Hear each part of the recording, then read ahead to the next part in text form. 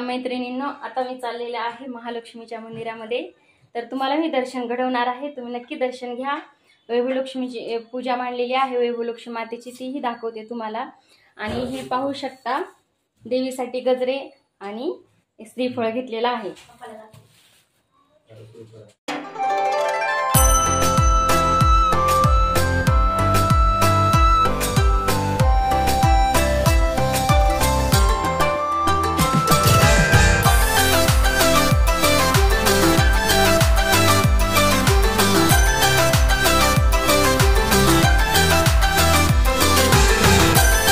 तर इथं पाहू शकता, आता आम्ही मंदिरामध्ये आलेलो आहोत.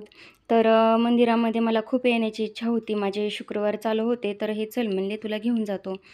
तर तुम्हाला मी नवरात्रामधली एक माझा अनुभव सांगते, देवी मातेचा, नाही का. तर नवरात्रीतला अनुभव सांगते बरं का मी तुम्हाला. तर नवरात्रीमध्ये काय झालं, तर मला इथं या मंदिरामध्ये यायचं होतं. देवी मातेची ओटी वगैरे भरायची होती, पण काही कारणास्तव ना काही अडथळे यायचे आणि माझी देवी मातेची ओटी भरण्याची इच्छा अपूर्णच राहिली होती.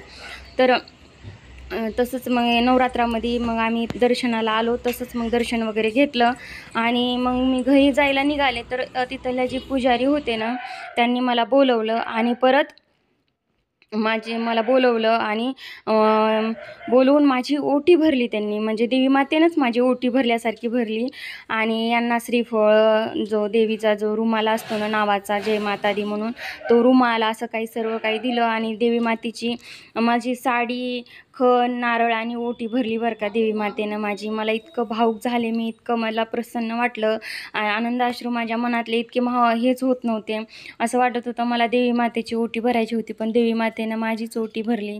इतकं प्रसन्न वाटलं ना, खरं सांगते तुम्हाला, खूप भारी वाटलं. आणि ही जी साडी आहे नेसलेली ना, तीच साडी ओटीला मला घातलेली बरं का इथं मंदिरामध्ये.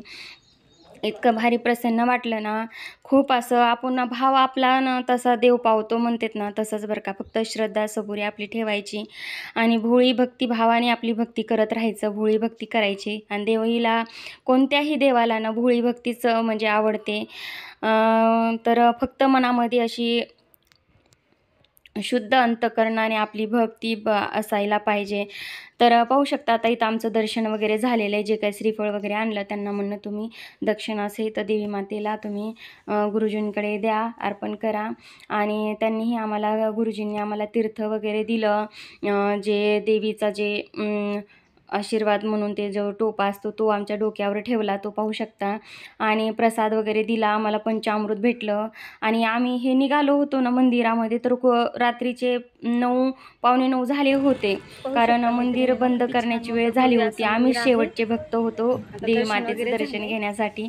असं देवी मातेचे द्वार बंद होणार होते. तर तुम्हाला व्हिडिओ कसा वाटला ते नक्की कमेंट करून सांगा. लाईक करा, शेअर करा, कमेंट करा आणि